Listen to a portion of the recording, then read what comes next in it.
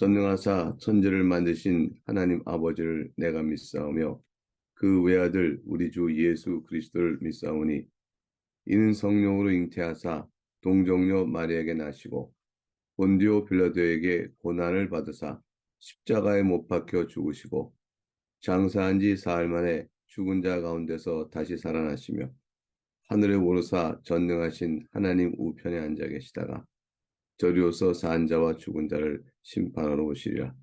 성령을 믿사오며 거룩한 공예와 성도가 서로 교통하는 것과 죄를 사하여 주시는 것과 몸이 다시 사는 것과 영원히 사는 것을 믿사옵나이다. 아멘. 이 아침에 함께 올릴 찬송은 찬송가 450장입니다. 찬송가 450장 1절과 3절과 5절 그렇게 찬송하겠습니다. 1절과 3절과 5절입니다. 찬송하겠습니다. 내 평생 소원 이것뿐 주의 일 하다가 이 세상 이별하는 날 주 앞에 가리라.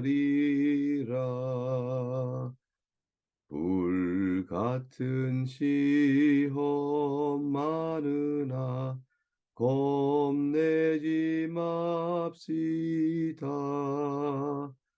구주의 권능 크시니 이기고 남겠네. 살같이 빠른 광음을 주 위에 아끼세. 온 몸과 마음을 바치고 힘써서 일하세.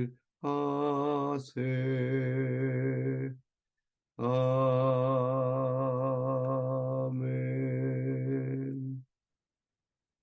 오늘 함께 살필 복된 하나님의 말씀은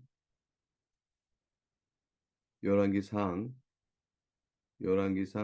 3장 1절에서 15절까지 말씀입니다. 열왕기상 1절에서 15절까지 말씀, 하나님의 말씀을 세 번으로 나누어서 봉독하겠습니다. 먼저 1절로 3절까지 말씀을 하도록 읽겠습니다. 솔로몬이 애굽의 왕 바로와 더불어 혼인 관계를 맺어 그의 딸을 맞이하고 다윗성에 데려다 두고 자기 왕궁과 여호와의 성전과 예루살렘 주위의 성의 공사가 끝나기를 기다리니라. 그때까지 여호와의 이름을 위하여 성전을 아직 건축하지 아니하였으므로 백성들이 산당에서 제사하며 솔로몬이 여호와를 사랑하고 그의 아버지 다윗의 법도를 행하였으나 산당에서 제사하며 분향하더라. 하나님의 말씀입니다. 하나님께 감사합니다. 오늘부터 읽어가는 열왕기상 3장과 4장은 앞서 봤던 내용처럼 솔로몬이 왕권을 공고히 하는 과정 속에서 행정체제를 이제 정비하고 왕국의 번영에 기틀을 놓는 과정을 보여줍니다.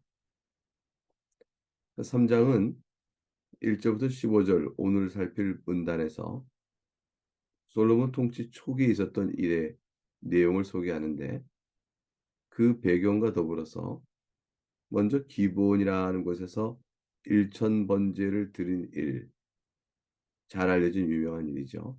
그리고 그때에 꿈에 하나님께서 나타나신 일에 대한 기록을 알려줍니다. 그리고 내일부터 살필 후반부 3장의 16절부터 28절에는 잘 알려진 솔로몬의 재판 이야기가 나옵니다. 1절부터 3절까지 말씀을 먼저 살펴보겠습니다. 솔로몬이 애굽의 왕 바로와 더불어 혼인관계를 맺습니다. 도대체 솔로몬은 무슨 마음으로 애굽 바로의 딸과 혼인을 맺을까요? 그것은 주변의 강대국과 혼인을 통하여 혼맥을 유지하고 그걸 통하여 외교적 관계를 안정시키며 정치적 이익을 도모하겠다라는 뜻이 바로 그것입니다. 애국과 동맹을 맺어 애국으로부터의 공격, 군사적 공격에 대해서 염려를 내려놓는다면 애국과 국경을 맞대는 남방에 있는 국경 수비에 관한 많은 예산을 쓸 이유가 없게 되어질 것이고 많은 경비가 떨어지게 되어지죠. 근데 그것은 인간이 계산하는 단순한 경제적 측면에서의 유익일 뿐 영적 측면에서 하나님 나라를 세워가는 하나님 보실 때는 매우 악한 또 위태로운 결과를 초래하게 되어집니다. 즉 애굽 왕 바로의 딸이 솔로몬의 왕과 혼인하여 왕비가 되어지면 그러면 이방 여인들이 자신들이 하던 생활의 습관과 종교 생활과 영적 태도를 가지고 그대로 하나님의 말씀대로 가르쳐야 될 왕궁에 바로 들어오게 되어집니다. 이들이 솔로몬과 이스라엘이 믿는 바 여호와 하나님을 반듯하게 믿고 우상을 버리면 그러면 개종하여 주 앞에 돌아오는 은혜가 있게 될 것인데 그러나 만약 그렇지 못하다면 이것은 왕궁부터 타락시켜 온 이스라엘을 영적으로 오염시키는 커다란 위험이 초래되게 되어집니다. 따라서 애국과의 외교가 혼인으로 통하여 이루어져야 하는 것인가 하는 것에 대한 솔로몬의 판단에 대한 문제가 우리를 나타나지 않을 수가 없습니다. 외교라는 것이 반드시 혼인관계를 통해 이루어진 것은 아니기 때문이죠. 솔로몬의 선택은 지혜롭지 않았습니다. 앞으로 자신이 당할 화, 또 이스라엘 겪을 영적 혼란, 또 타락, 그것에 대한 씨를 뿌리고 만 것입니다. 솔로몬이 다윗성에다 데려다 두었다.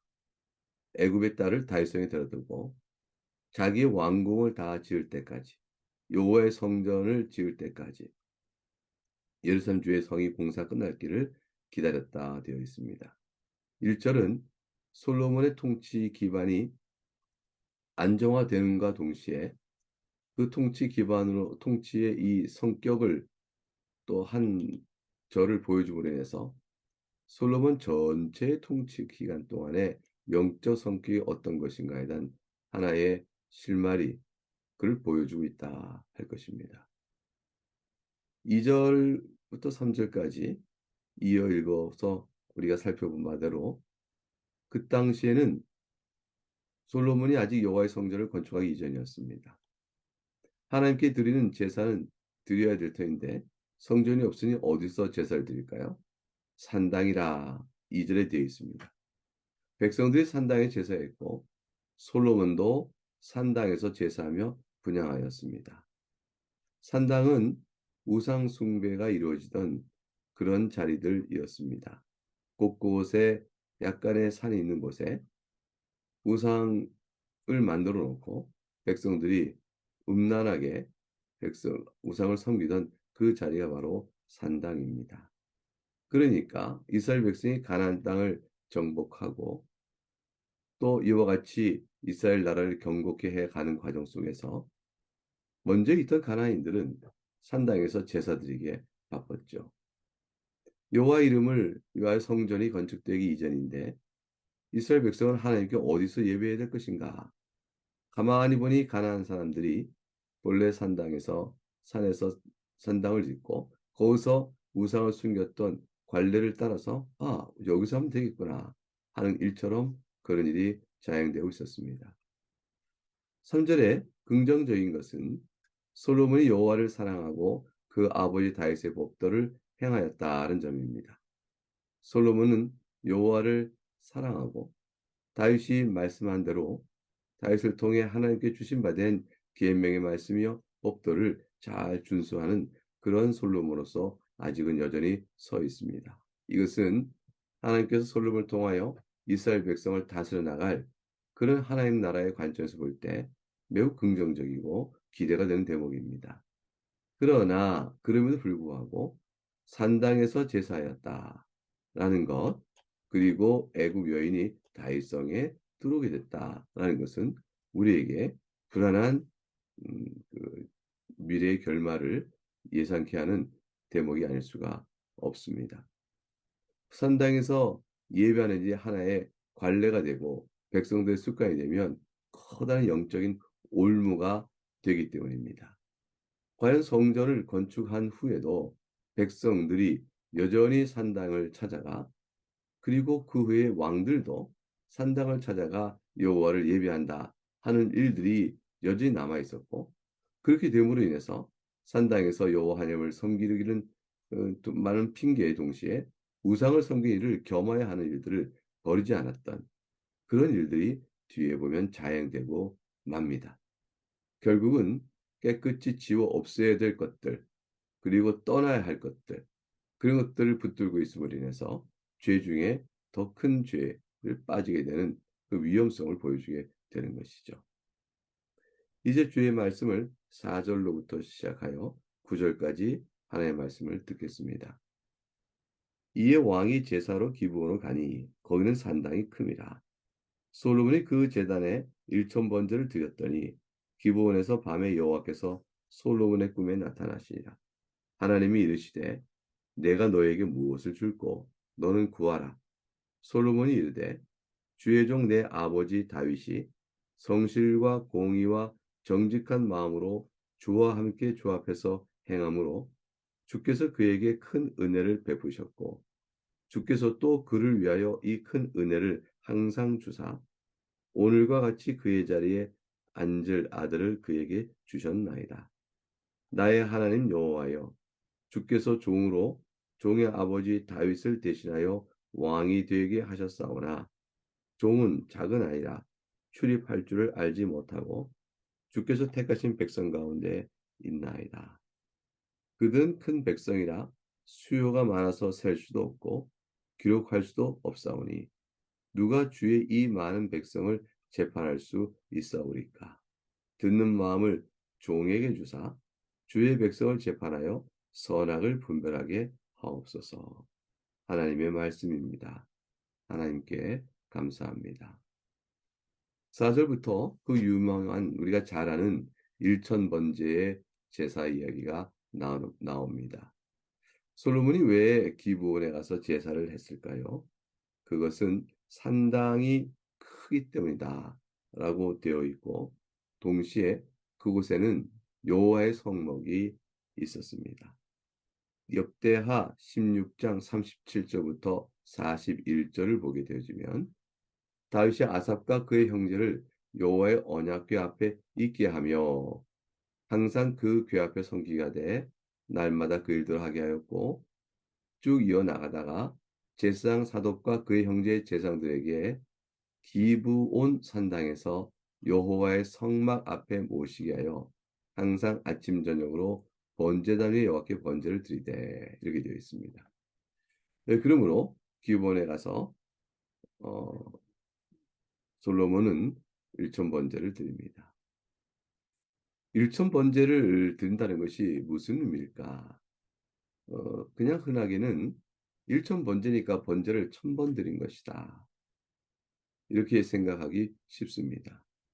그러나 또 다른 성경학자는 그 1,000번에 걸쳐 제사를 드렸다는 뜻이 아니고 1,000마리의 번제물을 드린 것이다 라고 해석을 합니다. 서로 다른 의견이 있는 것이죠. 그 이유는 만일 1,000번에 걸쳐서 제사를 드린 것을 뜻한다면 하루에 한 번씩 제사를 드렸다 하였을 때 3년 가까운 시간 동안에 매일 제사를 드렸다는 뜻이 되어집니다. 그러면 기본의 예루살렘 성을 비우고 즉 왕으로서 해야 될 많은 직무를 내려놓고 매일 제사를 드리기 위해 기브온에가 있었다라는 뜻이 되어지는데 이것은 통치 초기에 솔로몬이 그렇게 했다 하기가 생각이 어려운 것입니다. 기브온은 예루살렘에서 멀지는 않았습니다. 약 8km가 떨어진 것이죠. 그러니 걸어가서 2시간 거리입니다. 제사는 대규모의 제사죠. 국가적 제사를 매일 3년 동안 2시간씩 걸어가 드리고 다시 2시간 돌아오는 왕복의 일을 하게 됐다 하면 결국 하루의 일과를 다 차지하게 되는데 이 일을 통치 초기에 국정을 돌보지 아니하고 3년 동안 이렇게만 했다 하고 보기에는 어려움이 있는 것이죠. 기브온의 산당은 큰 곳이었습니다.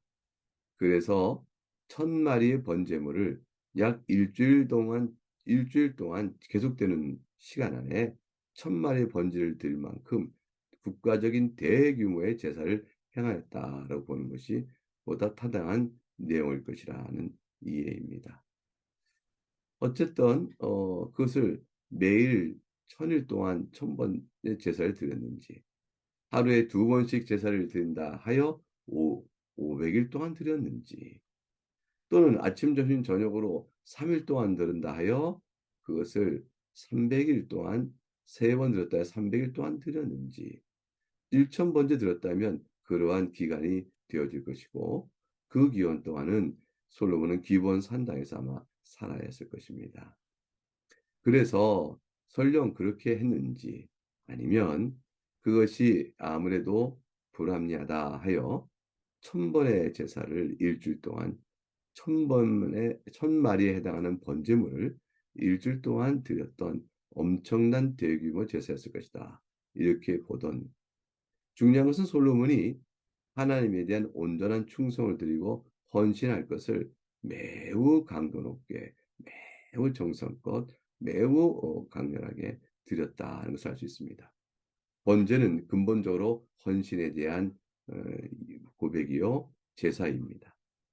결국 하나님께 자신이 왕위에 오르게 된 것을 감사하고 자신의 통치 기간 동안에 하나님께서 복 내려 주실 것을 구하며 자신이 다윗의 법도를 지킴으로 하나님을 영화롭게 하는 왕으로서의 자신의 모든 직무를 충실히 할 것을 헌신하는 이 제사를 국가적인 규모로 드렸다 할 것입니다. 이것을 오늘날 우리 신약교회 성도가 나도 솔로몬처럼 하나님께 이렇게 나갈 거야 라고 해서 1000번에 걸친 번제를 드렸다 해석하여 1000번에 걸친 헌금을 한다 라는 식으로 적용하는 경우가 있는데 이거는 본문의 말씀이 지시하고 있는 바와 성도 개개인이 해야 될 행동에는 적용을 좀 다소 엉뚱하게 하는 것이다 할 수 있습니다. 우리가 오늘날 하나님께 드리는 헌상 또 헌금이라고 하는 것은 제사가 아닙니다. 제사는 하나님 예수 그리스도로 말미암아 온전히 드려진 것이고 우린 그 제사를 통해서 우리를 위하여 대신하여 하나님께 온전히 자신을 헌신하신 주를 의지함으로 믿음의 성도로 살아가죠. 따라서 우리는 하나님께서 우리에게 베푸신 은혜에 감사하는 마음으로 우리가 복음 사업과 주의 영적 사함을 위하여 우리를 내어드리는 그런 의미에서의 헌신은 우리가 헌금을 통해서 하게 되어집니다. 근데 그것을 1000번째 헌금이라는 것으로 들여서 그 후에 얻어질 하나님에 대한 자기 간구에 대한 응답을 기대한다라는 것으로 이어지게 된다면 잘못된 신앙의 관례가 될 것이다 라고 볼 수가 있습니다. 5절과 6절에서 이제 하나님께서 솔로몬의 꿈에 나타나시죠. 내가 너에게 무엇을 줄고 구하라 하였습니다.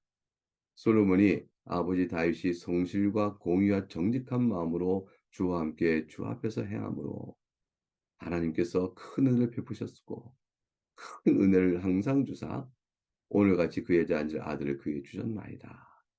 솔로몬은 다윗의 모든 영광의 끝이 다 하나님의 은혜인 것을 알고 있었습니다. 다윗이 성실과 공의와 정직한 마음으로 주와 함께 주 앞에 행하듯이 제가 그렇게 행하게 하여 주시옵고 그럴 경우에 하나님이 그런 일을 통하여 은혜를 베풀듯이 저에게도 또한 은혜 주시기를 빌고 원합니다. 그리고 이와 같은 은혜가 왜 필요한 걸 7절에 말합니다. 종은 작은 아니라 출입할 줄을 모릅니다. 라고 했죠. 작은 아이라 출입할 줄 모른다 하는 것은 직무를 감당하기에 실로 미숙합니다. 라는 뜻입니다. 그리고 나서 실로 주의 택하신 백성이 허다히 많아서 이 많은 백성을 재판할 수 자가 없사오니 재판하여 선악을 분별할 수 있는 듣는 마음을 종에 주사 저왕의 직무를 잘 감당케 하옵소서라는 것이죠. 재판을 한다는 것은 사법권을 일차적으로 의미하는데 그러나 그것은 기본적으로 백성 전체를 다스려가는 왕의 직무를 대표하는 성격으로 말하고 있는 것이죠. 이리하여 주신받은 왕직의 직무를 감당하기에 가장 필요한 것을 적절히 솔로몬은 구할 수가 있게 되었습니다. 그러나 이 지혜를 구한 솔로몬이 훗날에 살아가는 나음의 이야기를 보게 되면 과연 하나님께서는 그 은혜를 주셨으나 솔로몬이 그 지혜를 선용하여 과연 타락치 않고 온전케 이스라엘을 영광스러운 하나님 나라로 세웠는가 하는 것에 대해서는 다소 우리가 갸우뚱하게 되어집니다. 지혜는 있으나 지혜를 온전케 사용할 하나님을 향한 사랑의 마음이요 순전한 마음이요 심령이 필요한 것이죠. 10절부터 나머지 있는 오늘 본문을 살펴봅니다. 말씀을 읽겠습니다. 솔로몬이 이것을 구하매 그 말씀이 주의 마음에 든지라. 이에 하나님이 그에게 이르시되 네가 이것을 구하도다. 자기를 위하여 장수하기를 구하지도 아니하며 부도 구하지 아니하며 자기 원수의 생명을 멸하기도 구하지 아니하고 오직 송사를 듣고 분별한 지혜를 구하였으니 내가 너의 말대로 하여 너에게 지혜롭고 총명한 마음을 주노니 네 앞에도 너와 같은 자가 없었거니와 네 뒤에도 너와 같은 자가 일어남이 없으리라. 내가 또 네가 구하지 아니한 부귀와 영광도 너에게 주노니 네 평생의 왕들 중에 너와 같은 자가 없을 것이라. 네가 만일 네 아버지 다윗이 행한 같이 내 길로 행하며 내 법도와 명령을 지키면 내가 또 너의 날을 길게 하리라. 솔로몬이 깨어보니 꿈이더라. 이에 예루살렘에 이르러 여호와의 언약궤 앞에 서서 번제와 감사의 제물을 드리고 모든 신하들 위하여 잔치하였더라. 하나님께서는 솔로몬이 지혜를 구한 것을 기뻐하셨습니다.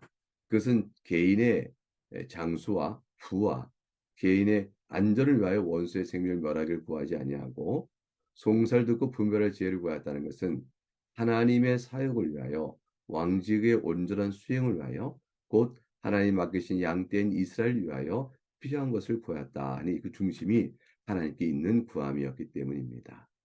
우리가 하나님께 무엇을 구할 때 하나님께 마음을 두고 구하는 것, 그것이 얼마나 하나님을 기쁘게 하는지 모르죠. 하나님께서는 구하지 아니한 부귀와 영광도 주겠다고 말씀하셨습니다. 과연 실제로 솔로몬은 치세 기간 동안에 전쟁을 겪지 않습니다. 모든 사람의 칭송을 받았죠. 재물도 얼마나 풍성한지 모릅니다. 성전을 건축하는 은혜를 또 입게 되어집니다. 14절에 하나님께서는 네 아버지 다윗이 행한 같이 내 길로 행하고 내 법도와 명령을 지키면 네 날을 길게 하리라 말씀하셨는데 하나님께서 이것은 당부의 말씀이요 권면의 말씀이지만 또한 경계의 말씀이기도 하죠. 그러나 말년의 솔로몬은 우상 숭배의 큰 죄에 빠지게 됩니다. 하나님께서 지혜를 주시지 않으셔가 아니고 지혜를 온전하게 사용할 심령이 바르게 서 있지 못하기 때문이었습니다. 이것은 우리가 항상 무엇을 구해야 하는가? 무엇보다도 저희 마음을 성령 하나님께서 정결케 하시고 세우시고 하나님을 마음과 뜻과 힘을 다해 사랑하는 마음을 주실 것을 구해야 할 것임을 각성케 합니다. 솔로몬이 깨어보니 꿈이었다라고 되어 있습니다. 하나님께서는 제사를 온전케 드리고 헌신하는 솔로몬에게 꿈이 나타나사 이와 같이 복을 주신 것입니다. 하나님을 사랑하는 우리 모두가 주께서 우리를 살피시고 우리의 헌신과 주를 향한 사랑의 마음을 늘 기뻐하신 주님인 것을 생각하며 우리가 여호와 앞에서 가장 우선적으로 구할 것 주님 가진 기도문에 너희는 먼저 하나님 나라와 그 의를 구하라 하신 것의 내용대로 우리가 주 앞에 나아가는 인생이 될 수 있기를 바랍니다. 오늘 하루도 이와 같은 교훈도 생각하고 삶의 모든 것을 주 앞에 의탁하며 주를 의지해 나가는 복된 하루가 될 수 있기를 주의 이름으로 축복합니다. 이제 같이 기도하겠습니다. 하나님 아버지 감사합니다. 솔로몬의 이 사건을 보면서 하나님께서 지극히 사랑하시는 간구의 내용이 무엇인가를 또 보게 되어집니다. 솔로몬을 복내려 주신 은혜를 감사합니다. 솔로몬이 과연 지혜를 얻었으나 지혜 가운데 행할 심령의 훗날에 타락한 것을 생각하게 되면 실로 안타까운 생각을 갖게 되어집니다.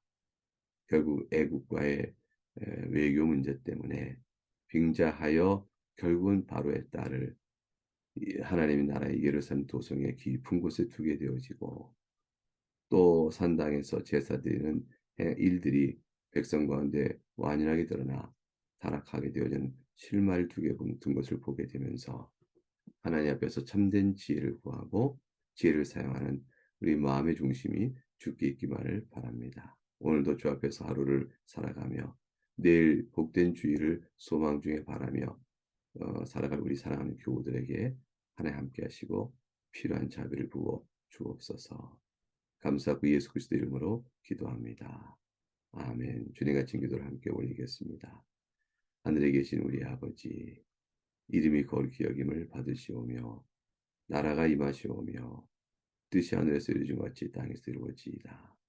오늘 우리에게 일용할 양식을 주시옵고 우리가 우리에게 죄 지은 자를 사하여 준 것 같이 우리 죄를 사하여 주시옵고 우리를 시험에 들게 하지 마시옵고 다만 하여서 구하시옵소서. 나라와 권세와 영광이 아버지께 영원히 있사옵나이다. 아멘.